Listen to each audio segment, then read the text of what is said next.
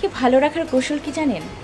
বর্তমান সমাজটা এমন হয়ে গিয়েছে যে নিজেকে ভালো রাখাই যায় না। নিজেকে ভালো রাখার কৌশল হচ্ছে কেউ আপনার সাথে মিথ্যা বলছে, আপনি হেসে উড়িয়ে সেখান থেকে চলে আসবেন। কেউ আপনার সাথে কথায় বরখেলাপ করছে, আপনি তাকে পাত্তাই দিবেন না। কেউ আপনার অধিকারটুকু কেড়ে নিয়েছে, আপনিও ঠিক একইভাবে যখন সুযোগ পাবেন তার অধিকারটুকু কেড়ে নিয়ে দেখিয়ে দেবেন অধিকার কেড়ে নিলে কেমন কষ্ট লাগে, বুকের ভিতরটা কেমন তুমড়ে মুচড়ে পুড়ে যায়।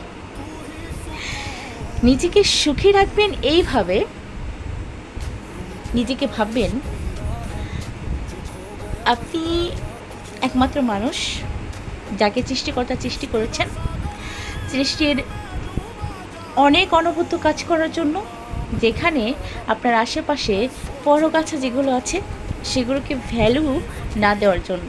দেখবেন বিভিন্ন রকম গাছে অনেক পরগাছা জন্মায়, সেই গাছগুলো কিন্তু পরগাছাকে পাত্তা দেয় না, সে নিজের মতো সগর্ভে দাঁড়িয়ে থাকে।